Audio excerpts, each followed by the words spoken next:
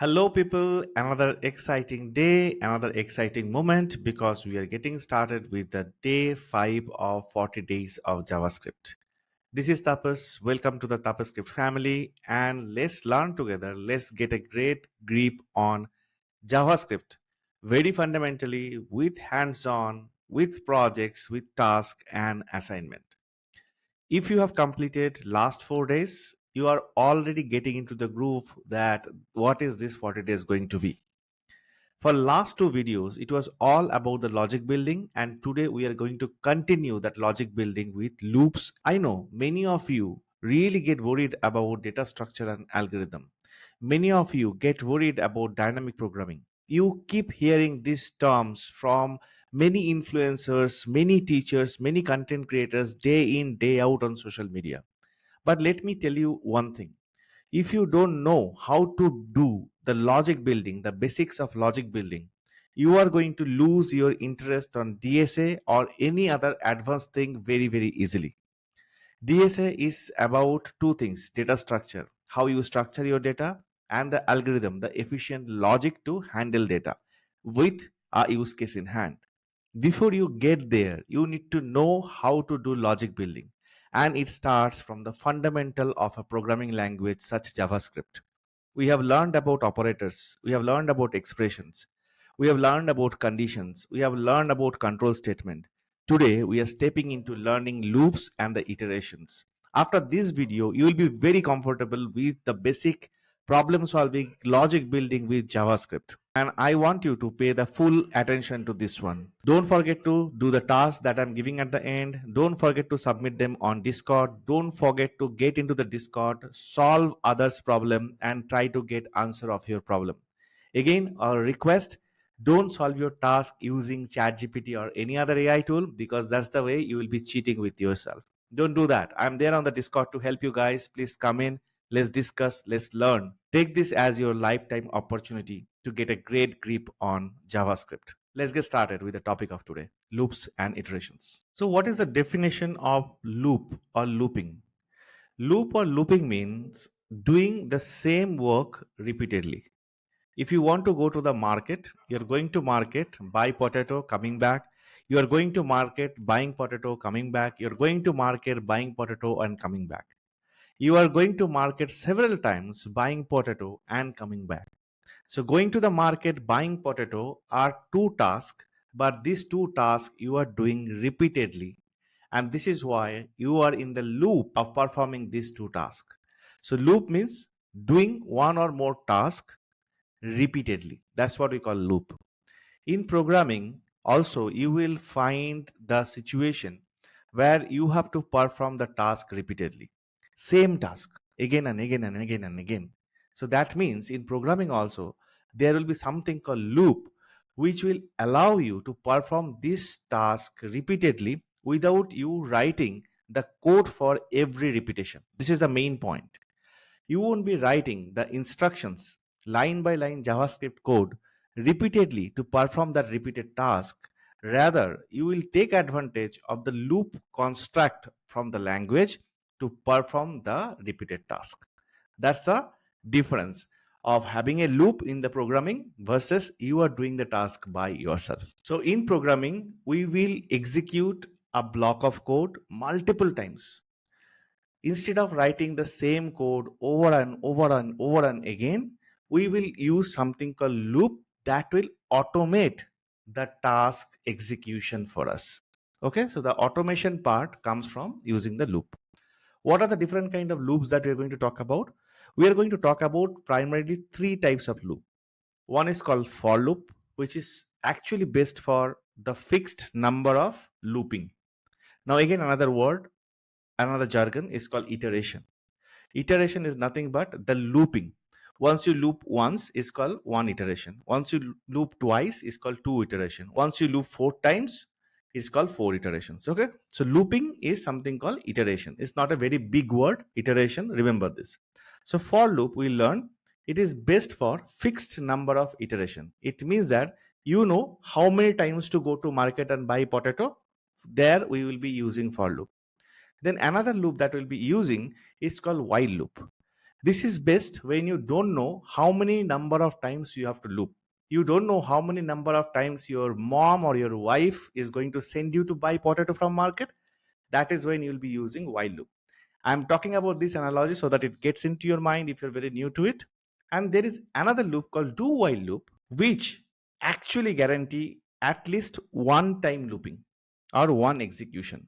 That means whatever the fact, you will definitely go to market and buy potato today at least once. With for loop, with just while loop, you might have an excuse saying that, hey mom, hey wife, I really don't want to go to market today and buy potato because today some match is going on, I want to watch it. But with do while loop, you don't have that excuse. You will definitely go to market and buy potato at least once. So these are the three loops: for loop, while loop, and do while loop is what we're going to master. And you know that when we are in 40 days of JavaScript, we master things with code, we master things with task. So let's get started with the first loop, which is the for loop. But as usual, I have the code for you here for day 5. As usual, we have this index.html file, index.js file, and I have things running on the browser just like the previous session. We defined for loop already in this way. A for loop is best when we know exactly how many times we need to run a block of code. When we know exactly, that's the time for loop is very, very useful. So first thing only I have clarified for you. I have plenty of looping option in JavaScript. Which loop to use when? This is the first note that you're going to take. For loop for fixed iteration, fixed looping. While loop when you don't know how many times you have to loop. Do while looping when you want to loop at least once. These are the three things. Please note it down in your progress tracker. Excellent. So how do we write for loop? What is the syntax of for loop? Let's understand the syntax of for loop because we know the fundamental of it. You write it using the keyword called for, for, for, and then a parenthesis. Inside this parenthesis, usually and mostly, you will be writing three things. The first thing we call initialization. Okay, this is the first thing. Then you will give a semicolon, and then you will write something called condition. Okay, then again you will give a semicolon, and then you will write something called update. Then you will create a block using this curly braces, and here you will write your code. So this is the syntax of for loop. Now let's get into what each of these things are. First is the initialization.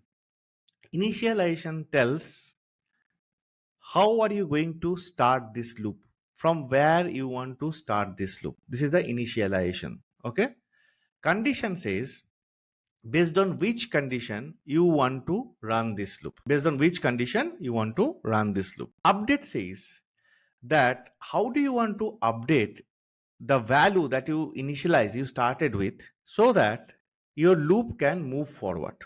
Okay, so for example, you have a ball in your hand and you want to drop this ball. We all played in our childhood this, right? We have a ball and we keep dropping this ball like this, catching this ball. Now this ball you want to drop and catch 5 times.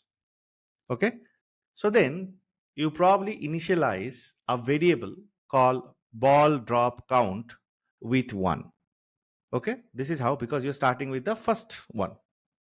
Then you will say your condition is this ball drop count should happen 5 times.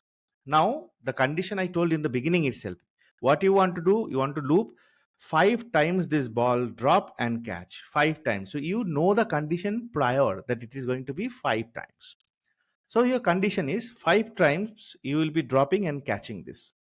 Now every time you drop and catch, every time it happens, you had initialized that particular variable with 1, you are going to increment that variable with a variable's value with number 1. So first it is 1, one time you drop. Then again when you do next time, that variable become what? 2. Again you do next time, it become 3. Again you do next time 4. Again you do next time 5. But your condition is only till 5 time you want to loop. If you do one more time, it is not going to loop because your condition is not going to meet. Your condition was only 5 time looping. Getting the point? So initialization is what you want to start with. Condition is based on which condition you want to execute this block of code here. and update is going to update your initialization value so that your loop move forward. If you have to explain what is a for loop ever, you got the definition from me. I hope you write, you note it down, so that later point in time, in your interviews, in any of the technical discussion, anyone ask, what is a for loop? How will you use it? You have entire information. Memorize it, practice it, remember it. Now the same thing, if you want to see using flowchart.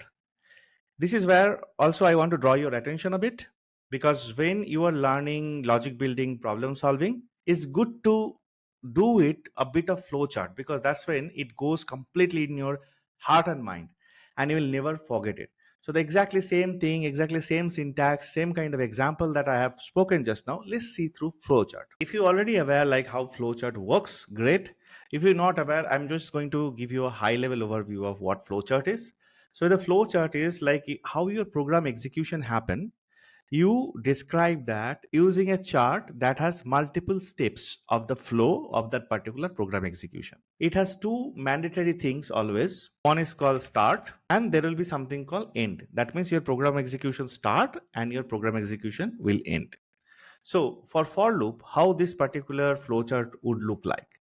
So once you start your program execution, the next thing that you are going to do with for loop is initialize variable, right? After initializing variable, you will be checking the condition. Now for any kind of condition checking in flowchart, we use this diamond. That's why I'm using this diamond. So here you will do check condition. Okay.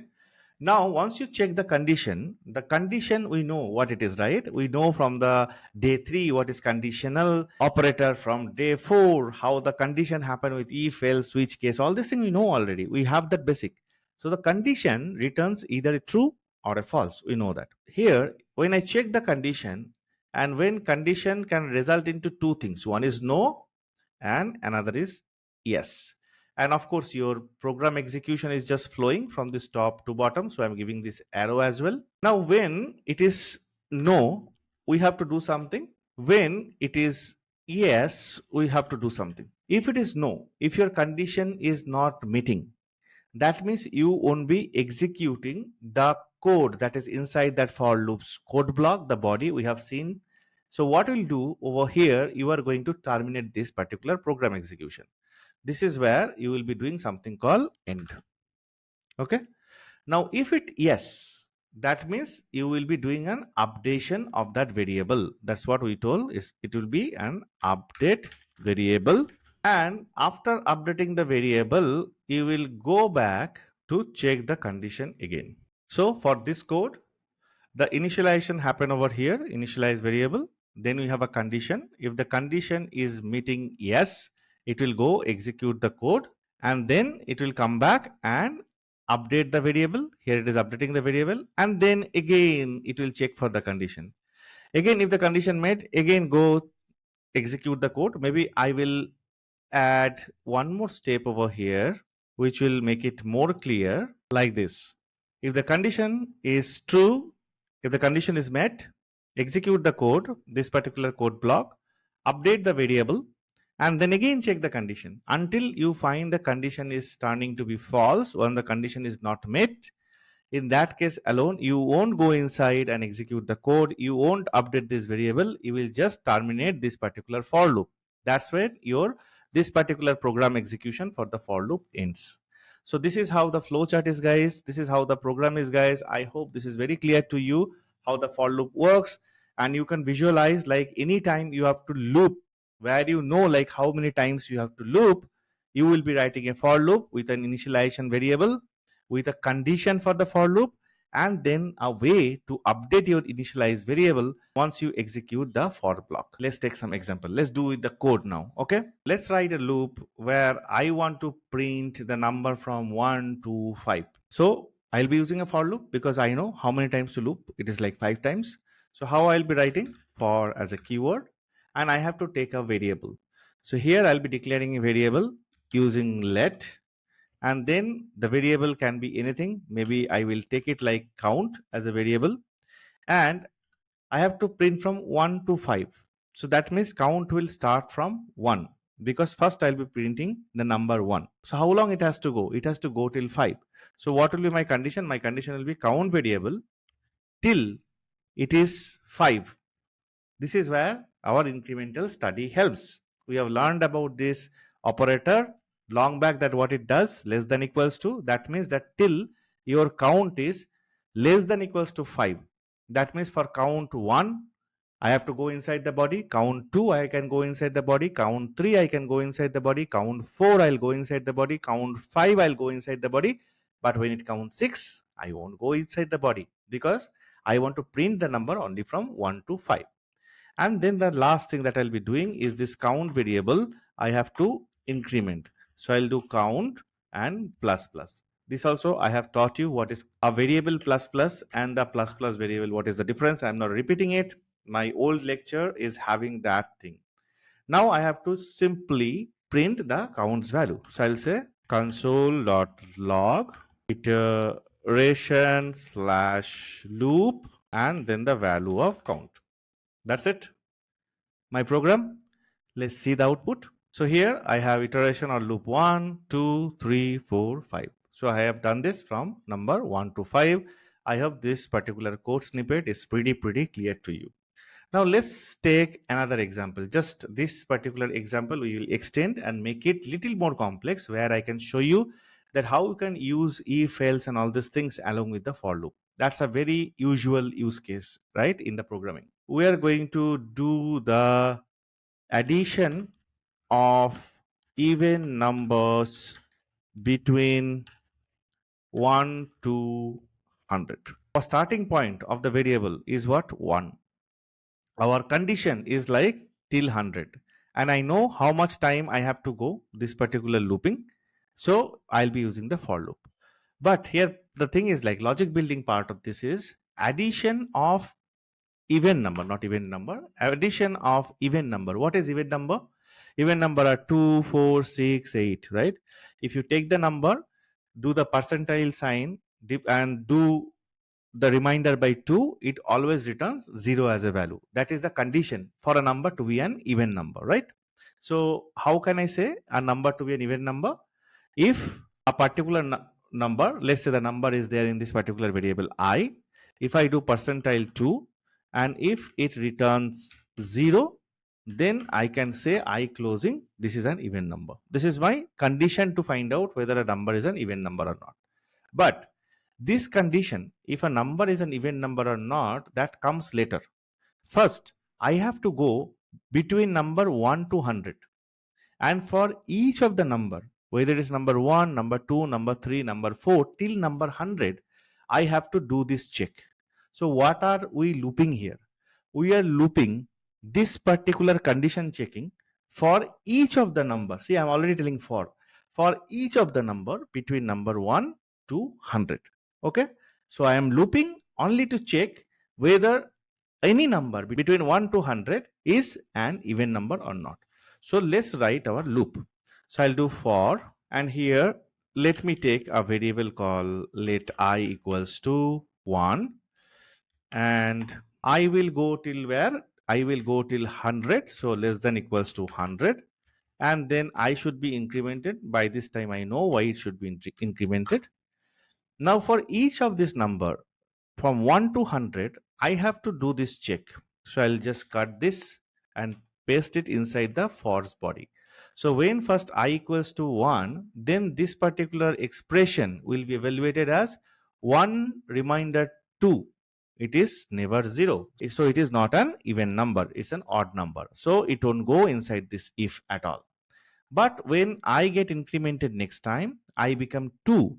Then 2 module 2 or 2 remainder 2 is 0. Now this particular block will be executed. But my objective is to create an addition. My objective is not to print. If I just do console.log over here and print I, what it is going to print? It is going to print all the even numbers between 1 to 100, because that is when this particular block is getting satisfied and this will be printed. As you can see here, I 2, 4, 6, 8, 10, it is printing till 100, all the even numbers.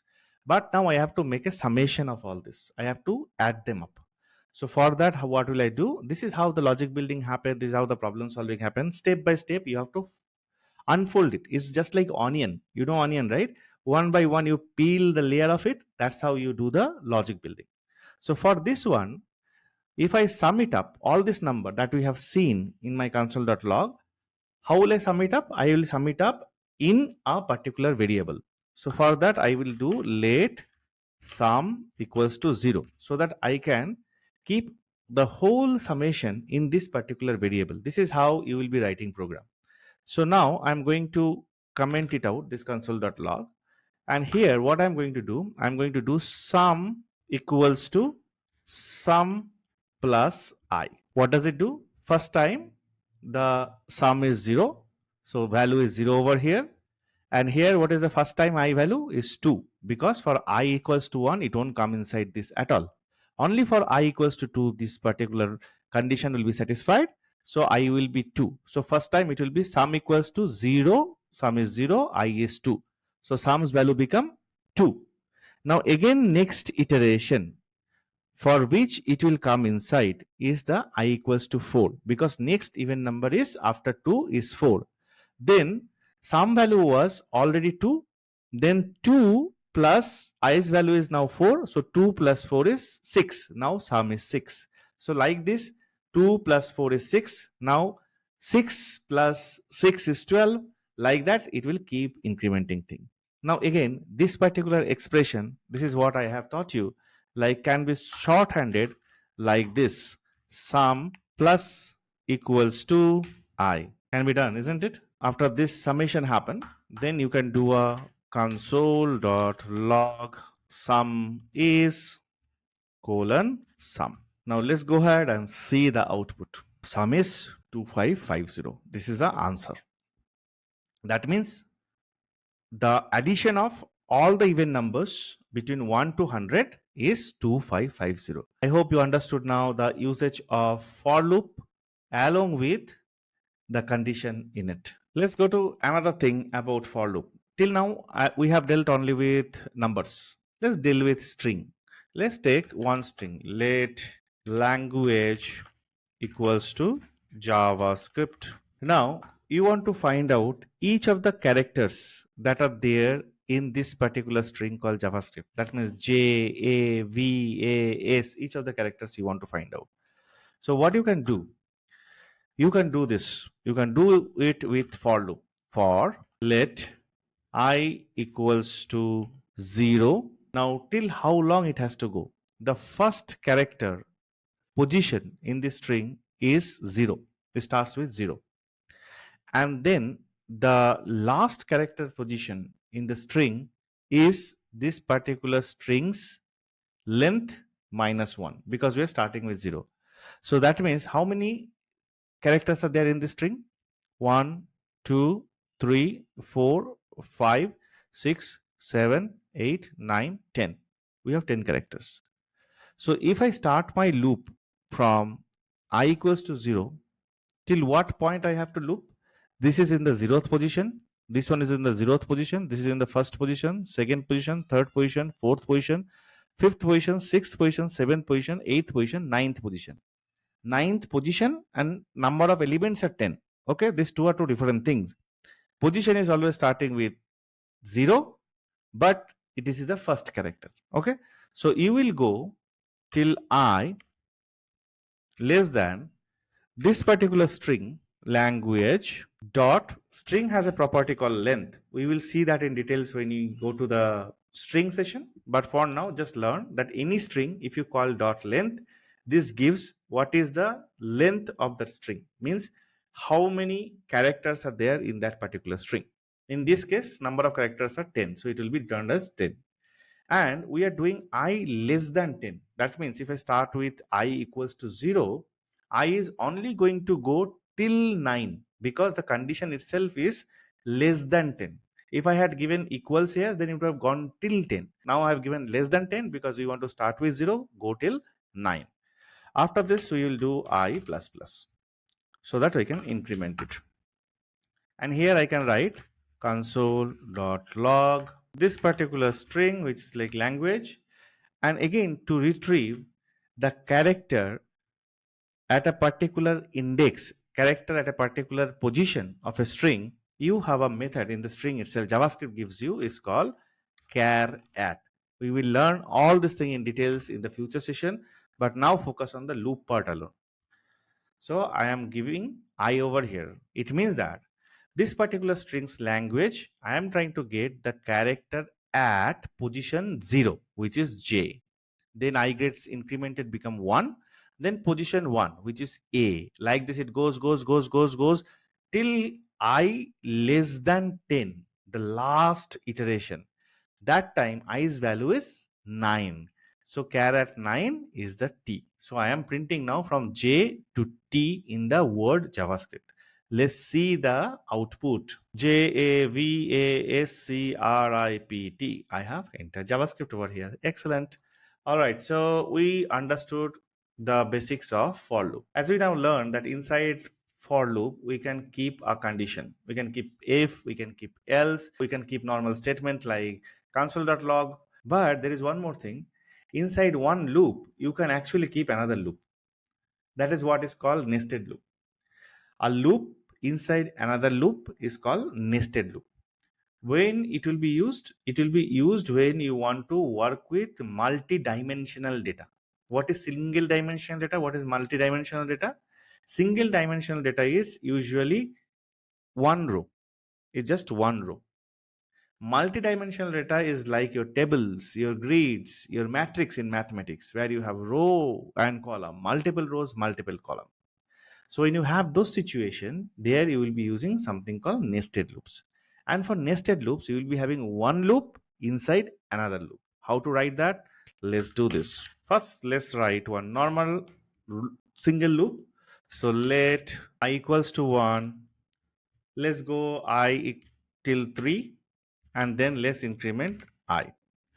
This is the normal for loop we have learned. Now inside that you can also loop like for. Here you cannot use again I equals to 1. Why? Because I as a variable with late already been declared. You cannot use the same variable name here again. So for that you can use any other variable name. I use j equals to 1. However, in your programming, don't use this I, j, k, l, m, n as your variable name. Give proper variable name that matches to the use case. This is what we have learned in the previous session also, like how to come up with a beautiful variable name. This is just for practice, but don't use it on your real program, real problem solving. Now this one, I'll also go j less than equals to 3. Okay. And then I will do j plus plus.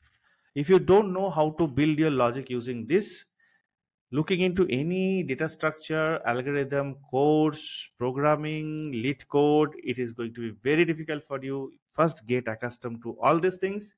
Who knows? There might be a 30 days of DSA coming later. So that time, I don't want you to start from this basic of JavaScript.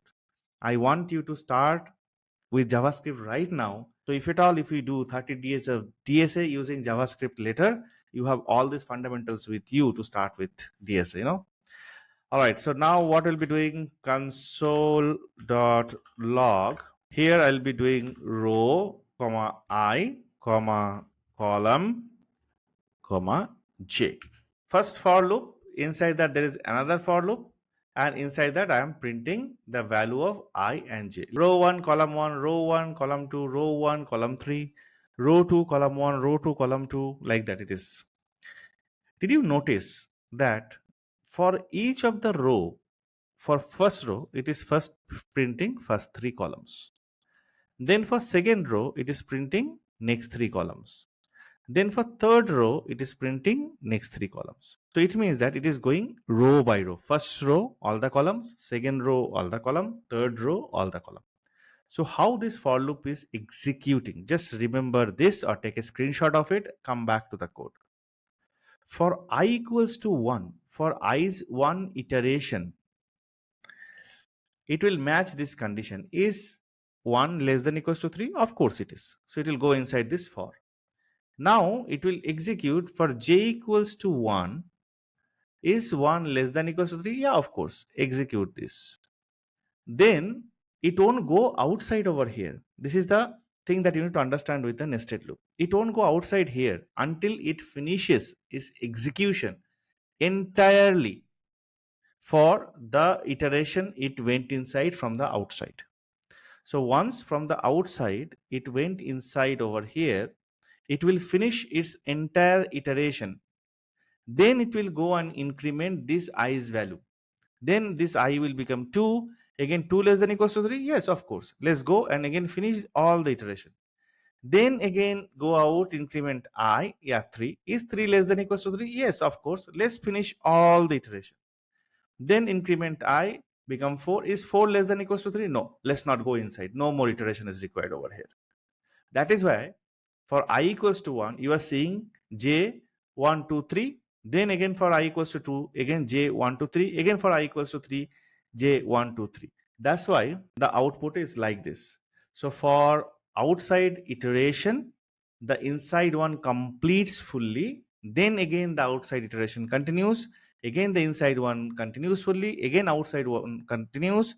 Again the inside one continues fully, and if the condition doesn't meet, it doesn't come inside.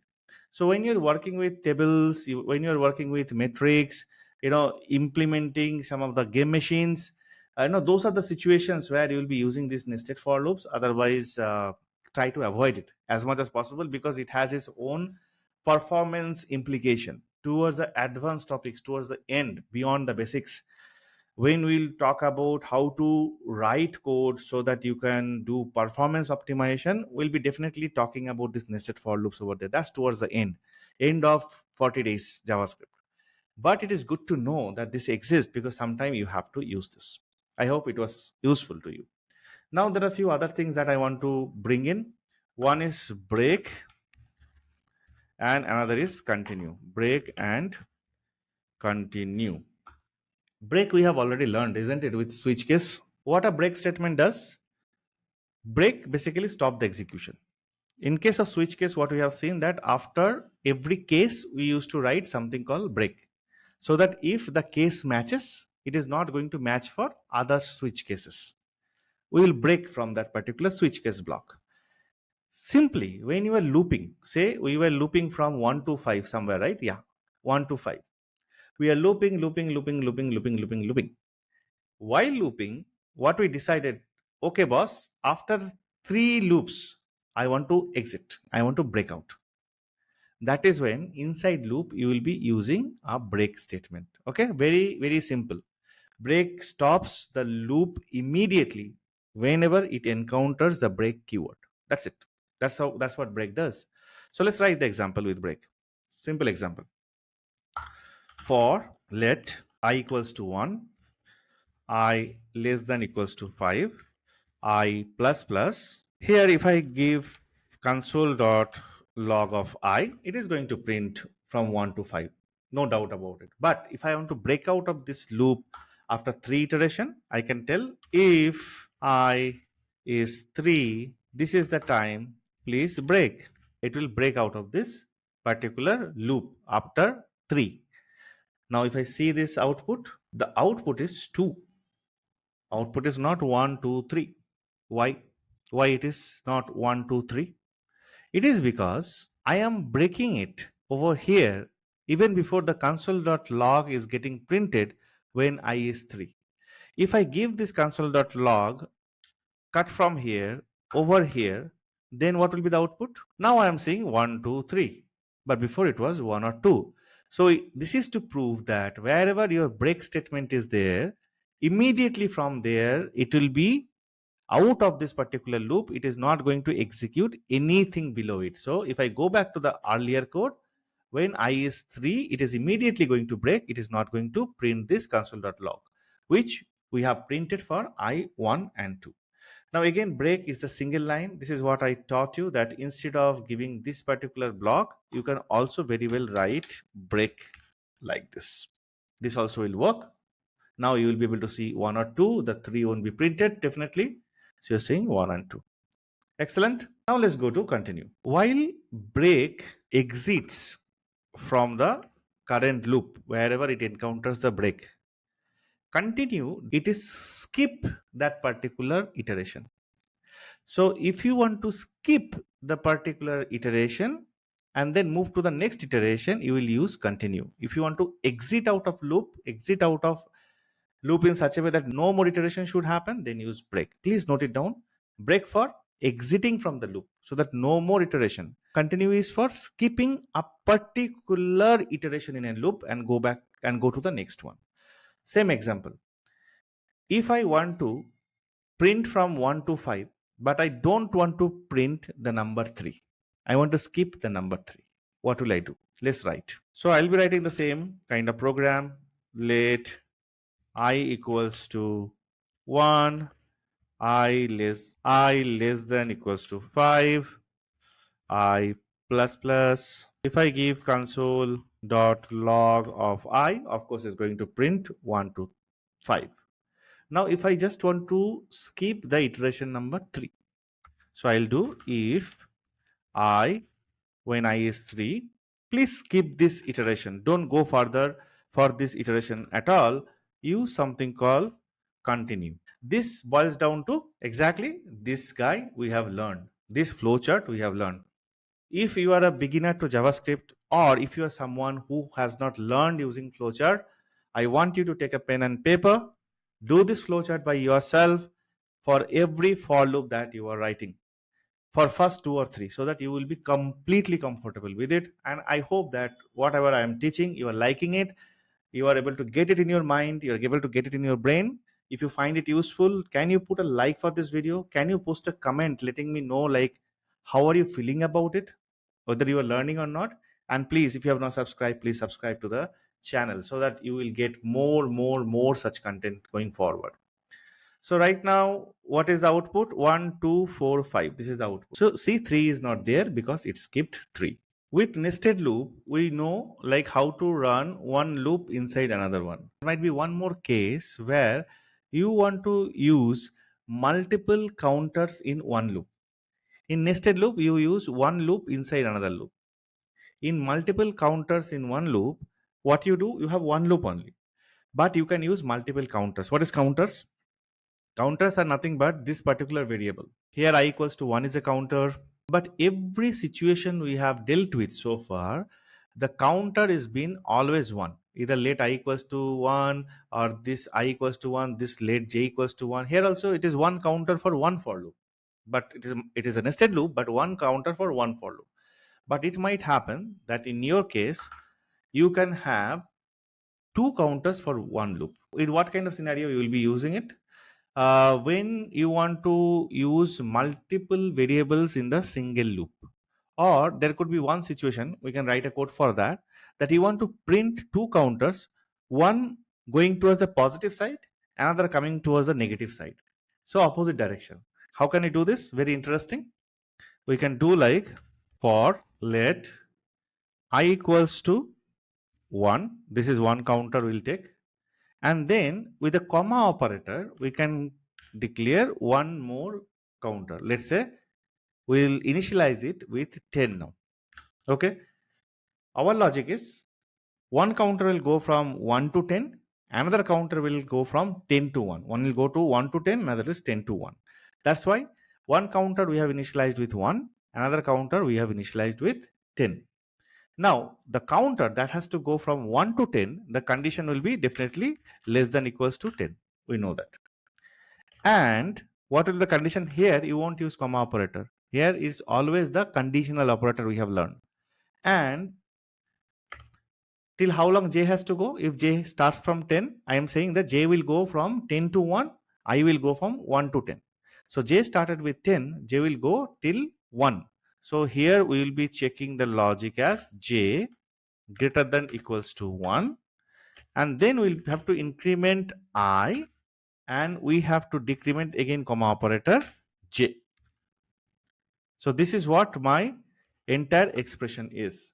I have started I equals to 1, I have started j equals to 10, I am incrementing I. So first time 1, second time 2, then 3. I am decrementing j. So first time 10, then 9, then 8.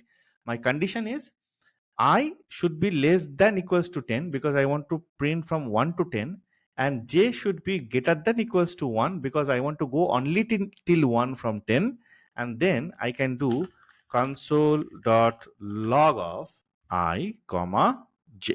For I1 j10, then I2 j9, I3 j8, like that my output is expected. Let's see that. For I1 10 2 9 3 8 4 7, like that 10 1. You are seeing like for I is incrementing from 1 to 10, j is decrementing from 10 to 1. We have done that. Hey guys, task for you.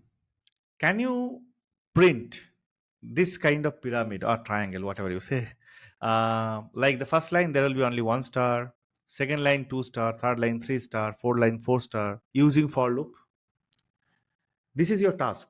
I have kept the same task in the task.md that you can see towards the end. But so far, whatever I have taught you, a hint over here is that you have to use nested loop. Using nested loop, can you solve this to print things like this? Some of the tasks you might find difficult. Don't worry about it. Come to Discord. Let's discuss. But don't take help from ChatGPT or any other AI tool. I want you to solve it by yourself, understanding all the concepts that we have learned. That's how you will be master in doing problem solving and logic building. Believe me, have patience. Do it with me. You will win. All right. This is all about the for loop. Now we are going to get into something called while loop. First thing first, let's understand the definition of a while loop. We told that a while loop is something that you'll be using, on the contrary to for loop, is when you don't know how many times you have to iterate. There will be situation you don't know how many times you have to iterate. That situation is where you'll be using while loop. So a while loop runs as long as any condition is true. It's the best when you don't know in advance how many times you have to iterate, then you will be using while loop. Let's understand what is the syntax of it. It has a much simpler syntax than for loop. The syntax goes like while, and here you give something called a condition, and if this condition met, you do the code. Very simple. While this condition met, you do this particular code. Here, this condition is something that you may not know in advance, like how many times it has to loop. So you can give any arbitrary condition over here. If that condition is true, then this while code will be executed. Otherwise, it won't be executed. So how the flowchart is going to be? This is how it is going to be. It will again start. If there is a variable, it can initialize the variable, or it just skip this particular step altogether. Then it's check the condition, this particular condition. If this condition is true, I should say true maybe here. I should say false maybe here. If it is true, it execute the code inside, and then again it check the condition. If it is true again, execute. If it is true again, execute. If it's true again, execute. The moment it is false, you terminate this while block. So you don't do it. If you had initialized a variable for any situation, you can increment the variable if you require it over here. But if you forget this initialize part, it is just as simple as start, check the condition. If it is true, execute the code inside it. If it is false, end this guy. That's what it is. Now, let's go ahead and take an example. Let's take a counter. Let counter equals to 1. Okay. Now I want to loop 5 times using the while loop. I don't want to use the for loop, for example. What I'll write, while counter is less than equals to 5, console.log of counter, and then counter plus plus, right? So what it is doing, counter is initialized with 1. While 1 less than equals to 5, yes, true, it will execute 1, increment counter by 1 more, now 2.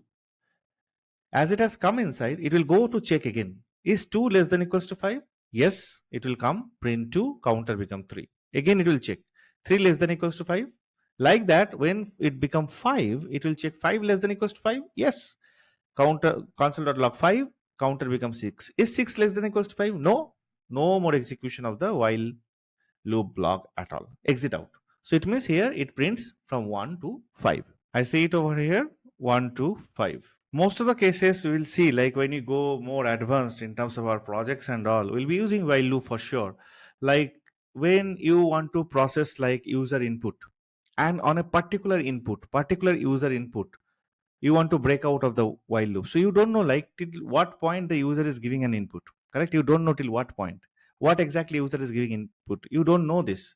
That is why if you have to loop based on user's input, you will be using the while loop. So we'll see many examples like that in future using while loop, but right now the construct and everything, I hope that you are quite clear about. Now our last loop is the do while loop. A do while loop ensures that your code executes at least once before you check the condition. So far with the for loop and the while loop, we first check the condition. Based on the condition, it went inside. But in case of do while loop, we will run the loop at least once and then we will do the condition checking. So the syntax of it goes like this: do, here you do the code, and after doing the code, you will do while, and here you will do a condition check. This is how it is like this. Very old loop. So what it will do, when it will come to do, it will execute the code over here, then it will check the condition. If the condition met, again it is going to do this. If the condition doesn't met, then it is not going to execute the code any further. As you are seeing, like for while, the condition was at the top. So first time itself, if the condition was not met, this particular execution will not happen. But here, this execution is guaranteed to happen, and only after that the condition is checked. So the condition is not checked, the code have already executed over here. That's why it ensures that the code executes at least once before the condition check.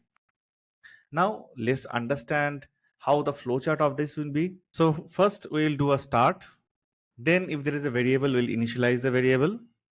First thing it will do is, before check any condition, is to execute the code, right? So here it will be execute the code.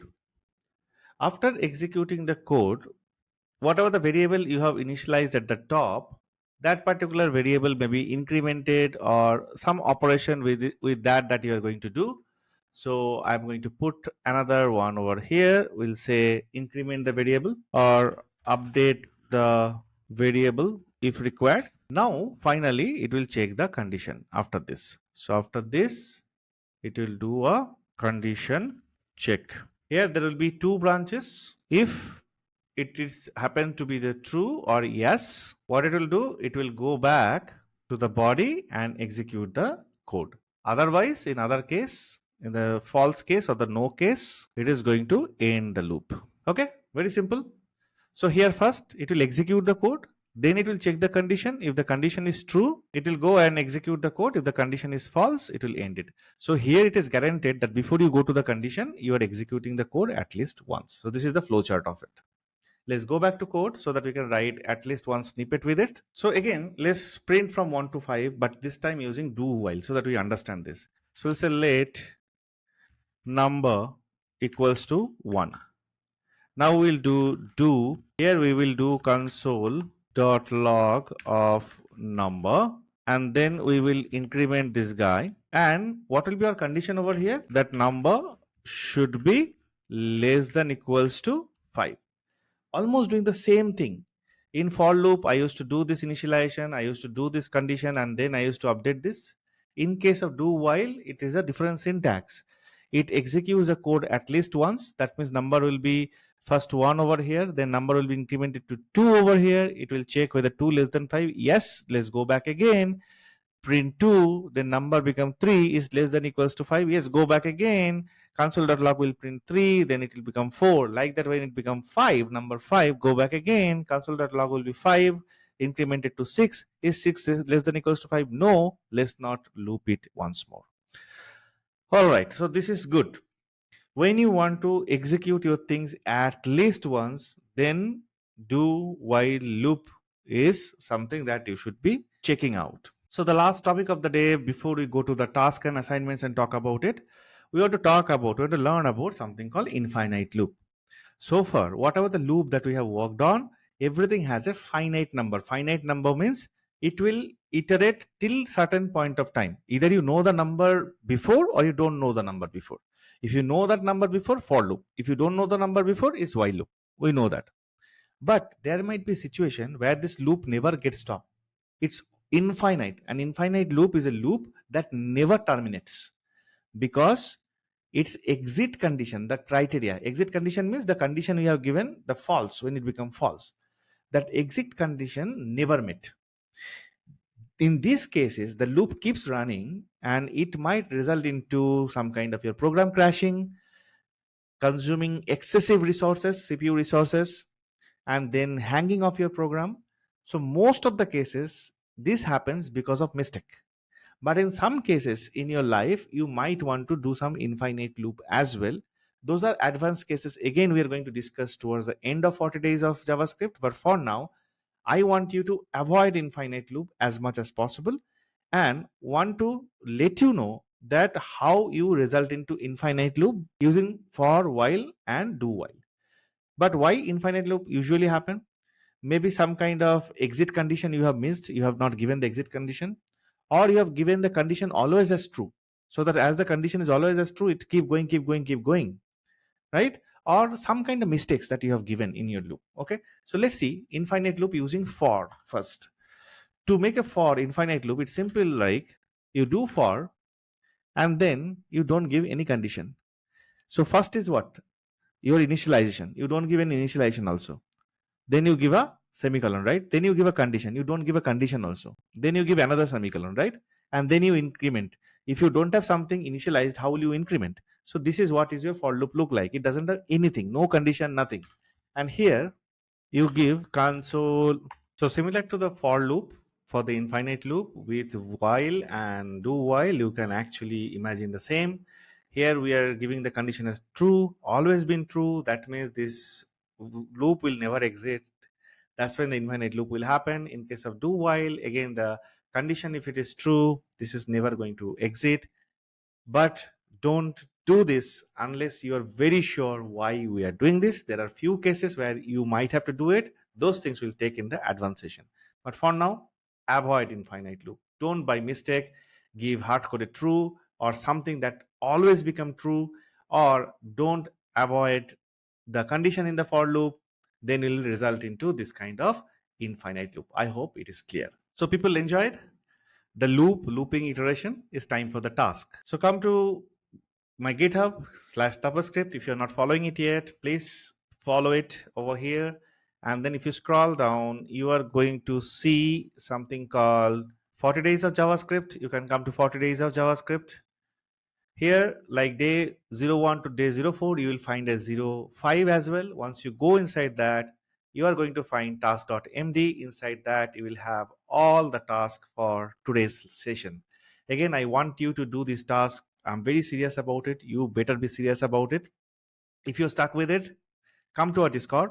And again, if you like this work, please don't forget to start this repository. That's a great acknowledgement from you. On Discord, do you see how my folks are discussing? You will find 40 days of JavaScript. So you see, like, people are discussing a lot of stuff. They're asking questions wherever possible. I make myself available, respond to that. But there are people already responding, right? And similarly, you'll get a task assignment channel. This is where people are also dropping their task. You can see over here.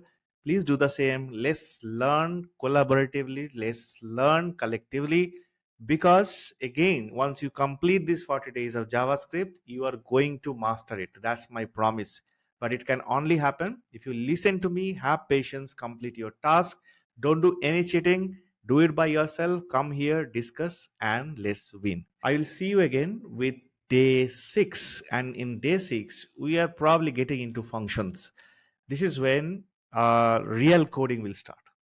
So far, you have learned everything about basic logic building. All this basic logic building we are going to use together to create functionalities using function. And after that will be our last session of the module 1.